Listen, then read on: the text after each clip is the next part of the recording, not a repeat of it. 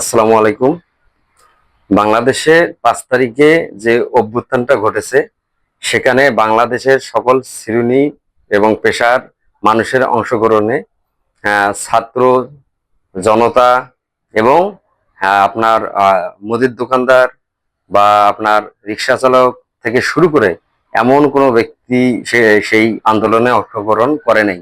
এই যে ৫ তারিখের যে স্বৈরাচার পতনের যে আন্দোলনটা শেষ পর্যায়ে গিয়ে হয়েছে।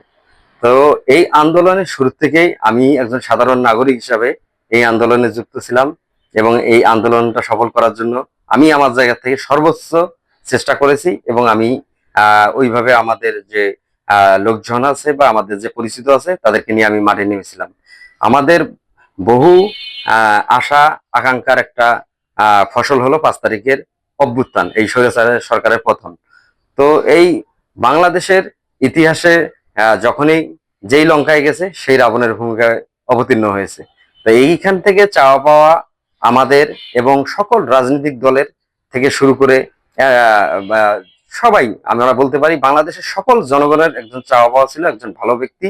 যেহেতু স্বৈরাচার সরকার পতন ঘটেছে, একজন ভালো ব্যক্তি এসে এই জায়গাটাতে বসুক এবং বাংলাদেশের যে আপনার বিভিন্ন জায়গায় যে সমস্যাগুলো আছে, বিশেষ করে যদি আমি বলি সংবিধান, প্রশাসন বা নির্বাচন কেন্দ্রিক এই সমস্যাগুলো সমাধান হোক।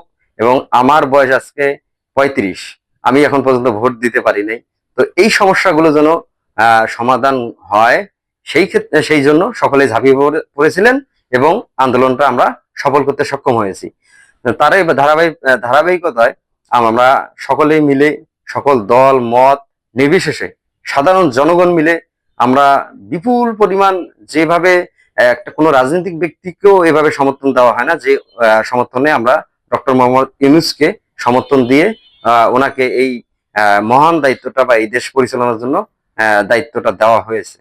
তো যাই হোক, ওনার আজকে দায়িত্ব পাওয়ার প্রায় ৮ মাস শেষ, ৯ মাসে উনি পদার্পণ করছেন। যদিও আসলে আমাদের সকলের চাওয়া পাওয়া এবং ওনার যে ইস্তেহার ছিল বা ওনার যে ঘোষণা ছিল যে সবকিছু সংস্কার করে যে ঘুণে ধরা সমাজ বা সংবিধান বা সংবিধান থেকে শুরু করে যে জায়গায় ত্রুটি বিচ্যুতি আছে সবকিছু উনি নাগরিকের সকল চাওয়া পাওয়া উনি পূর্ণ করে উনি একটা সংস্কার করবেন, সংস্কার করে একটা নির্বাচনের দিকে যাবেন। তবে দুঃখের বিষয়, আজকে ৮ মাস হয়ে গেছে, ৯ মাসে পড়ে গেছে, আমরা এখনো পর্যন্ত যেগুলো জরুরি সংস্কার করা দরকার সেই জরুরি সংস্কারগুলো এখনো আমরা পাই নাই। আমি বর্তমান প্রধান উপদেষ্টার কাছে বিনীত নিবেদন করব একজন সাধারণ নাগরিক হিসাবে। আশা করি উনি সঠিক সময় সঠিক সিদ্ধান্ত নেবেন। আমি একজন নাগরিক হিসাবে আমি তার কাছে এটাই আকুল নিবেদন করব, আবেদন করব এবং আমি এই অভ্যুত্থানের একজন সহযোদ্ধা হিসাবে উনি যেন এই সংস্কারগুলো দ্রুত শেষ করে মানুষের যে একটা আশা আকাঙ্ক্ষা, বিশেষ করে আমি আর আজকে ৩৫ বছর যেটা বলছি যে আমি এখন পর্যন্ত ভোট দিতে পারিনি।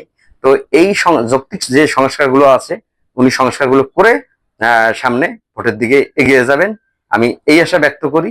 এবং সেই সাথে আমি আরো বলতে চাই যেন আমাদের যে ক্যাবিনেটটা গঠন হয়েছে এই ক্যাবিনেটটা যদি প্রয়োজন পড়ে, এখনো সময় আছে, আরো বিভিন্ন দলের মতের যারা এই সম্বন্ধে বা এই সংস্কার সম্বন্ধে যাদের অভিজ্ঞতা ভালো বা যারা ভালো আরো আপনার ভূমিকা রাখতে পারবে, প্রয়োজনে আপনি তাদেরকেও অ্যাড করেন বা একটা জাতীয় সরকারের রূপ দিয়ে আপনি দ্রুত সংস্কারগুলো সম্পূর্ণ করেন এবং এই দেশের নাগরিকদের তাদের যে ন্যায্যতা, তাদের যে অধিকার সেগুলো প্রতিষ্ঠিত করেন এবং সেটা সংস্কারের মাধ্যমে করে একটা নির্বাচনের দিকে যান।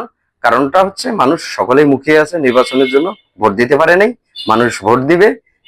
তার একটা যে সংস্কার দরকার সেই সংস্কারটা করে আমি মনে করি ডক্টর মোহাম্মদ ইউনূস উনি ওনার ক্যাবিনেট নিয়ে নির্বাচনের দিকে যাবেন এবং নির্বাচনটা যেন আমাদের জনগণের সকলের চাওয়া পাওয়া এবং আমরা যেভাবে চাই, যাকে চাই এবং যিনি যোগ্য ব্যক্তি তাকে যেন ভোটের মাধ্যমে বা আমাদের যে নাগরিকের যে অধিকার আছে সেই অধিকারের মাধ্যমে আমরা তাদেরকে আমাদের পছন্দ মতো জাতীয় সংসদে নিতে পারি, এই আশা ব্যক্ত এবং এই চাওয়াটুকু ছিল আমার, এবং এটা বলার ছিল।